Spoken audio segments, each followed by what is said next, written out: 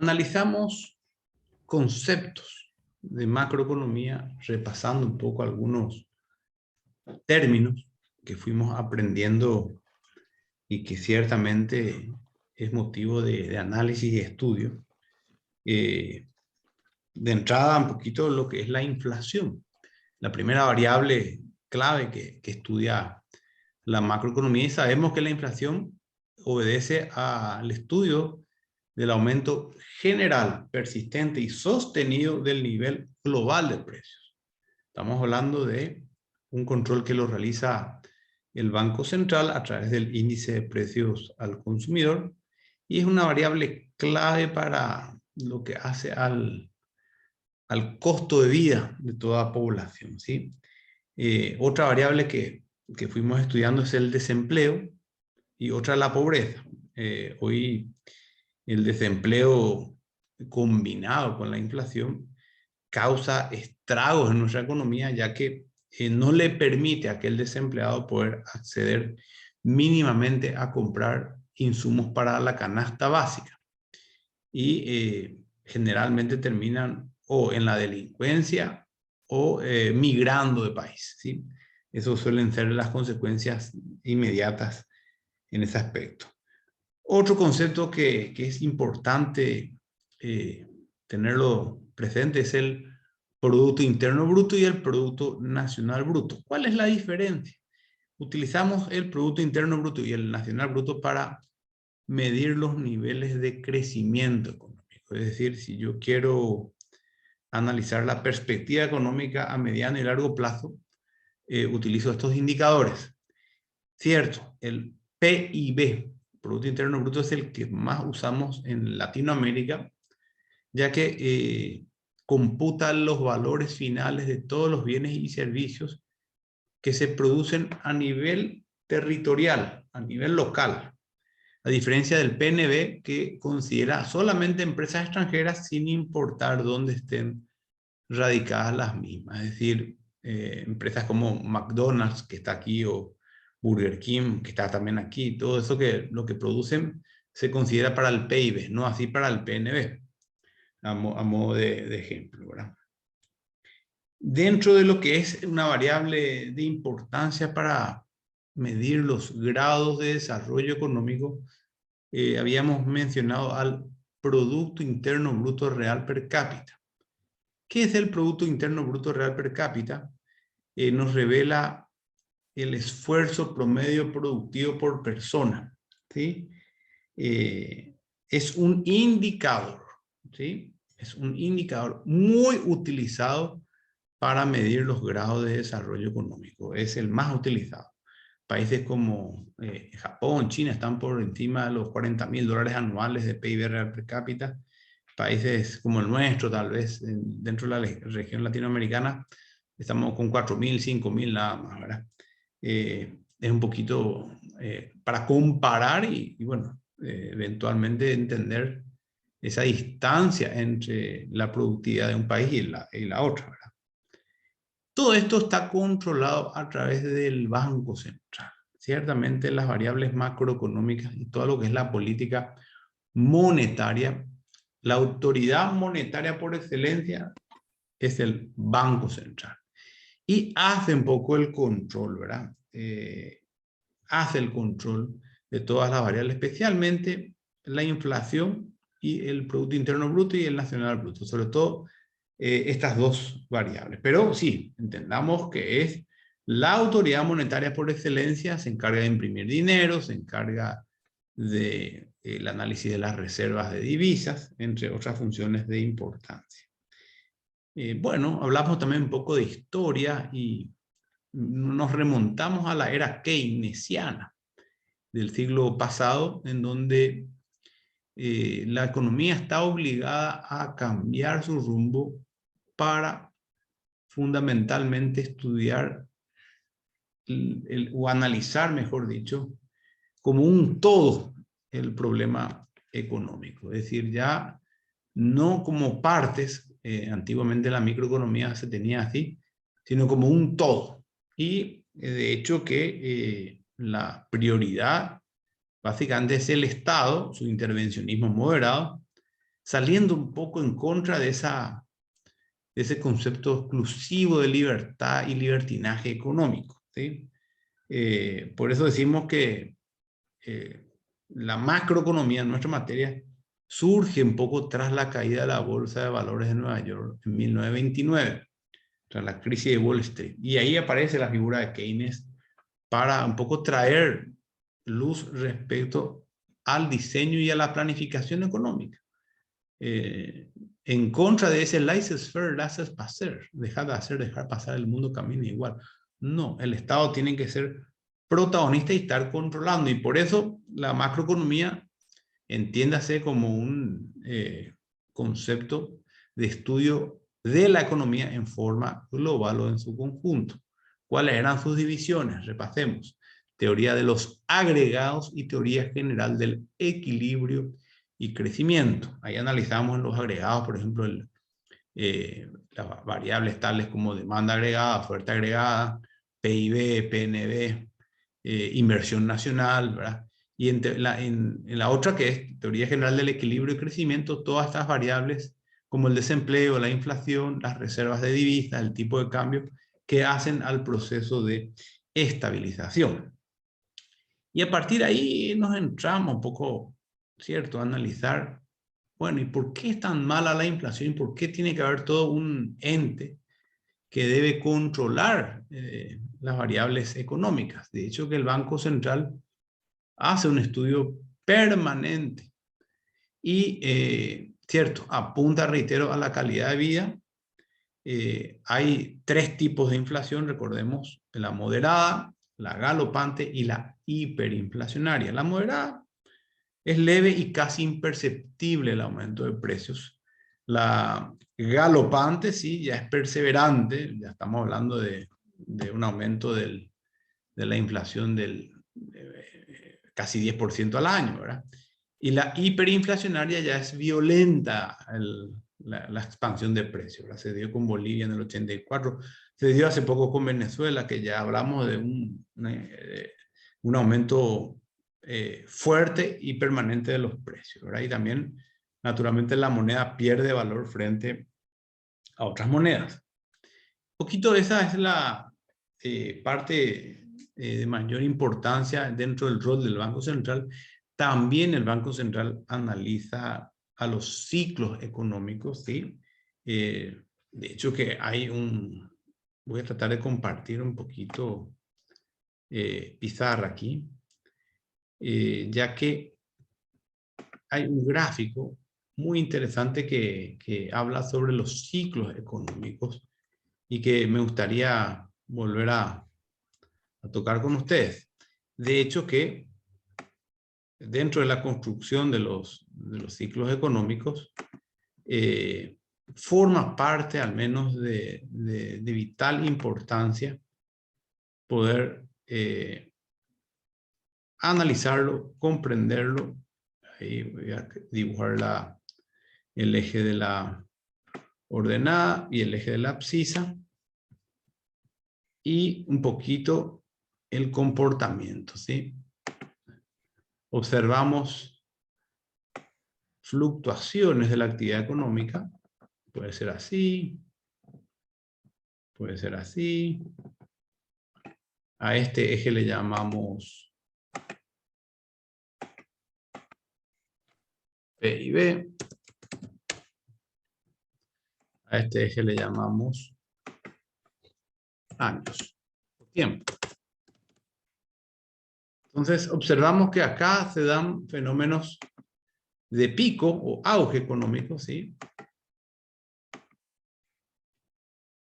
Aquí se da una crisis, eventualmente aquí hay un periodo de recuperación y aquí hay un periodo de recesión. ¿Qué es lo interesante acá que nos enseña y nos invita a analizar Keynes? Él nos dice, bueno,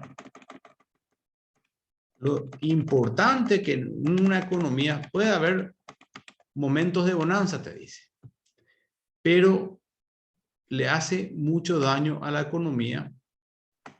Esta es la tendencia ideal. Le hace mucho daño a la economía los cambios permanentes. Es decir, Para el electrocardiograma, por decir, está bueno tener de comportamiento. Pero si a lo largo del tiempo hay demasiadas ondulaciones, entonces allí estamos hablando de un problema a nivel económico. Por eso la teoría de los ciclos económicos es clave y fundamental aprenderlo a graficar y entenderlo, ¿verdad?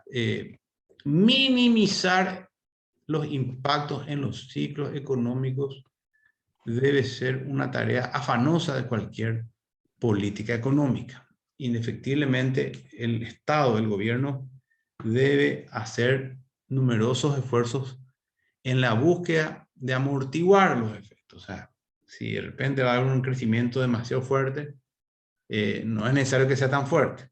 Si de repente el crecimiento va a ser o va a caer fuertemente en la economía, tratar de amortiguarlo. O sea, que, si bien es inevitable tal vez la caída, pero que sea lo mínimo posible. Es decir, esa es un poco la tendencia que manejamos. Ese es un aporte de Keynes muy interesante que nos enseña.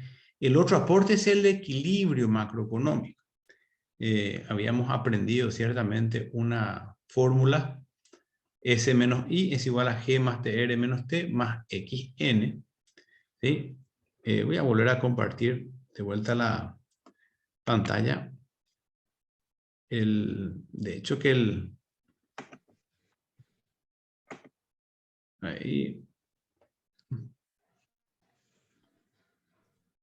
si nosotros nos posicionamos en el sector privado, siempre se analizan variables tales como la inversión privada, el ahorro privado,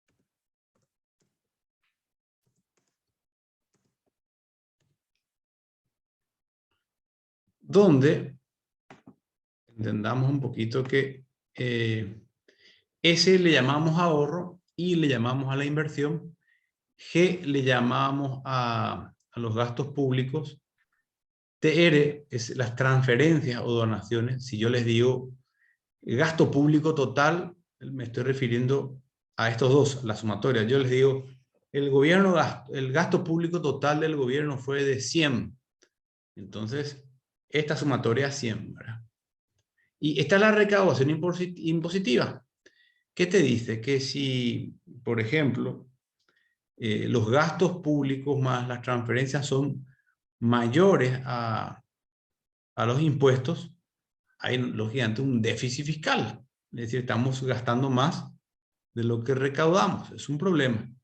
Lo ideal acá es que las recaudaciones equilibren por lo menos a lo que se gasta.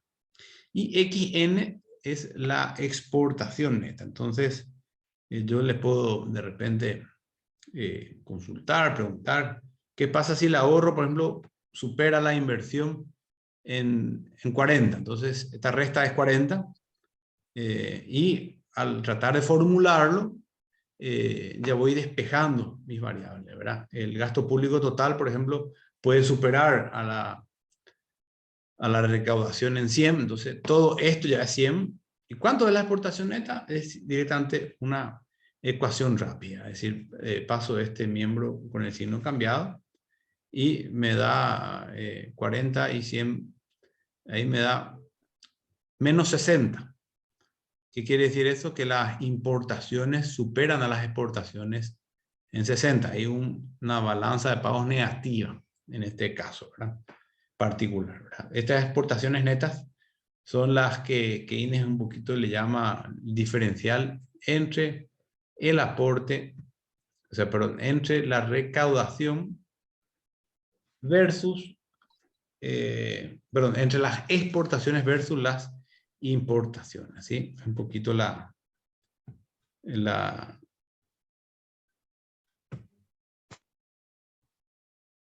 la teoría, ¿ok?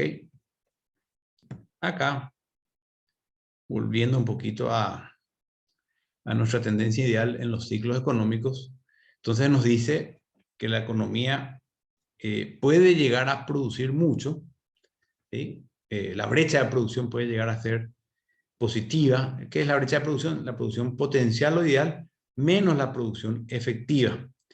La potencial es la de pleno empleo, la ideal, la efectiva es la que logramos alcanzar. Y si yo tengo un equilibrio fiscal, tengo más exportaciones que importaciones, yo voy a poder mantener al menos estable mi modelo macroeconómico. Esa es un poco la ventaja, ¿verdad? Por eso el diseño o la planificación económica a nivel global empieza a través de la era keynesiana, ¿sí? Y de hecho que para los tal vez clásicos liberales del siglo XVIII, el concepto de Estado al menos era un poco mal visto, porque desestimulaba la inversión privada, la producción, no era tan... entonces, solo antes del siglo XX solo se estudiaba la microeconomía, pero nunca la macroeconomía, ¿sí? Esas son algunas de las cuestiones. Y Adam Smith es nuestro gran padre de la economía del siglo XVIII, pero no de la macroeconomía. El de la macroeconomía es Keynes en el siglo XX y el de la economía como tal es Adam Smith. Pero él proponía justamente ese liberalismo económico, la libertad económica en el siglo XVIII. Ese producir, distribuir y consumir propio de los liberales. ¿Cuál es la diferencia entre un modelo liberal y uno socialista, por ejemplo? En el socialismo se defiende el binomio se produce y ya se distribuye. Sin embargo, en el liberalismo se produce, se distribuye y se consume. O sea, apunta a la sociedad de consumo, la actividad económica, la actividad productiva, y que en efecto se busca también que los objetivos de las políticas económicas apunten a tres aspectos, ¿verdad? Recordemos que la economía crezca, el crecimiento económico, el reparto equitativo y la estabilidad en los procesos macroeconómicos. Ahí Keynes cierra un poco la discusión entre socialistas del siglo XIX y liberales del siglo XVIII con un modelo más de economía mixta, donde el Estado debe tomar intervención moderada, bien lo decía, a fin de evitar aspectos críticos en el modelo. O sea, él no sale en contra ni de Adam Smith ni de Karl Marx. Simplemente él lo que hace es complementar ambas teorías para, bueno, fortalecer su propuesta. Y reitero, él concluye con que los objetivos de toda política económica deben ser tres. El crecimiento económico, que implica una infraestructura adecuada, que implica una adecuación de las economías internas y externas, un desarrollo tecnológico. Para crecer necesitamos inversión privada, inversión pública. Luego, el reparto equitativo, pero no al estilo socialista, sino que simplemente un reparto en donde estén garantizados los derechos sociales, vivienda, salud, educación, ¿sí? Que haya un espacio social. Y lo que hace a la estabilidad de los procesos económicos es un poco el aporte novedoso, porque él prioriza que cualquier modelo económico debe presentarse como estable y que en efecto él posiciona como principal valor en un modelo económico a la estabilidad en los procesos. Es decir, para él es más importante no tanto crecer, sino que haya una estabilidad económica a largo plazo. ¿Por qué decía él? Porque eso genera una credibilidad en las inversiones, en los agentes económicos, hay un poquito más de confianza, hay un poquito más de solvencia, y el rol principal del Banco Central es buscar garantizar que este funcionamiento, en este caso es la política monetaria, no nos olvidemos que el Ministerio de Hacienda aquí en Paraguay es el encargado de la política fiscal en el Banco Central de la monetaria, pero el objetivo principal de la monetaria es garantizar que haya una suerte de estabilidad en los procesos económicos. ¿Qué significa esto? Que la inflación sea baja, que el tipo de cambio sea estable, ¿sí? Ese es el rol más que nada del Banco Central bueno, aporta Keynes, ¿sí? Y que en definitiva los estudios económicos a partir de aquí se van generando dentro de un diseño y una planificación. Por decir, temas como la pobreza, sus características, los sectores primarios, secundarios, terciarios. El primario, recordemos que analiza todo lo que es la actividad extractiva de la tierra, agricultura, ganadería, yerba mate. El secundario analiza todo lo que es construcción, vivienda, industrias. Y el terciario comprende un poquito servicios, finanzas. Y ahí lo que, bueno, el gobierno, el Banco Central, tratan un poquito de que cada sector no quede desatendido, ¿verdad? Dentro de esa posibilidad. Y dentro de, naturalmente, el círculo vicioso de la pobreza, se busca que el PIB real per cápita sea lo más alto posible y que los niveles de ahorro e inversión, ¿se acuerdan? Que hay todo un canal ahí, el ahorro y la inversión sean elevados para evitar la insuficiencia de capitales y, lógicamente, la pérdida de productividad. Hay un modelo interesante, curva de frontera de posibilidades de producción, que nos muestra cuál es el límite máximo que una economía puede producir, y justamente depende de eso los recursos. Está la función de producción también, que nos muestra la producción y los recursos, cómo se combinan. A mayor recurso, mayor producción. A menor recurso, menor producción. Si yo en una empresa estoy como gerente y me dan pocos recursos, lógicamente mi productividad tal vez no sea la ideal. Eso se aplica en microeconomía como en macroeconomía. Dentro de todo, Latinoamérica, especialmente Paraguay, cuenta con recursos suficientes para marcar un desarrollo económico mucho mayor. Y ese es un poco el objeto de crítica que permanentemente nos realizan a nivel mundial. ¿Cómo es que no crece nuestro modelo económico? Y bueno, eventualmente hay muchos otros factores que podemos ir analizando dentro de ese aspecto.